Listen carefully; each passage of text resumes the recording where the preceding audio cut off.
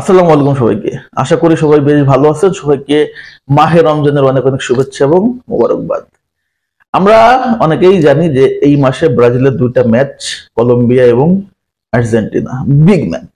এবং এই ম্যাচের জন্য ব্রাজিলের প্লেয়াররা দলের সাথে কবে যোগ হবে, নেইমার জুনিয়র যোগ হবে কিনা, নেইমার জুনিয়র ইনজুরিতে আছে কিনা, সবগুলো বিষয়ে কভার করবো এবং ব্রাজিলের ফুটবলারদের আসলে জার্সি নাম্বার কে কত পাচ্ছে এই বিষয়গুলো নিয়ে একটু আসলে কথা বলবো এবং আপনাদের সাথে শেয়ার করার চেষ্টা করব।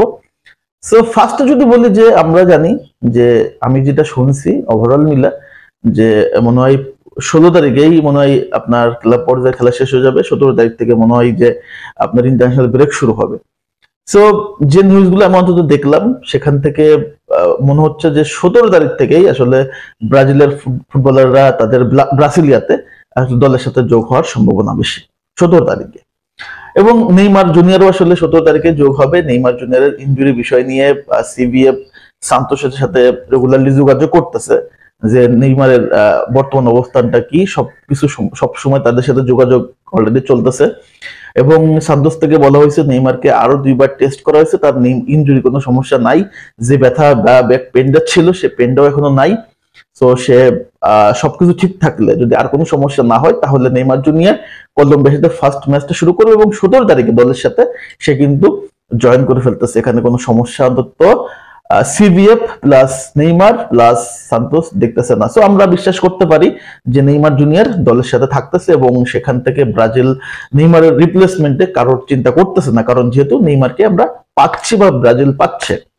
এখন যদি আমরা দেখি যে আসলে ব্রাজিলিয়ানরা এই সিজনটাতে বা এই উইন্ডোতে যেভাবে ক্লাব পর্যায়ে পারফরমেন্স করছে, এক কথায় আউটস্ট্যান্ডিং আউটস্ট্যান্ডিং পারফরমেন্স।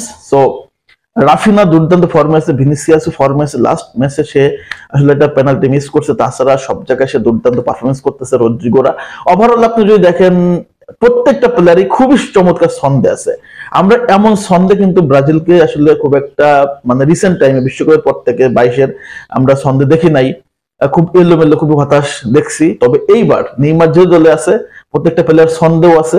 আশা করি নেইমার জুনিয়রের এই যে একটা লিডারশিপ, প্রত্যেকটা প্লেয়ারের যে পারফরমেন্স, সবকিছু যদি এক হয় তাহলে আমার বিশ্বাস ব্রাজিল এইবার আর্জেন্টিনা কলম্বিয়ার সাথে ভালো ফাইট দিবে। এই হলুদ জার্সিটার প্রতি অনেক আবেগ, অনেক ভালোবাসা, অনেক অনেক মানে আমি আর না বললাম সবারই, যারা যারা ব্রাজিল ফুটবলকে ভালোবাসেন।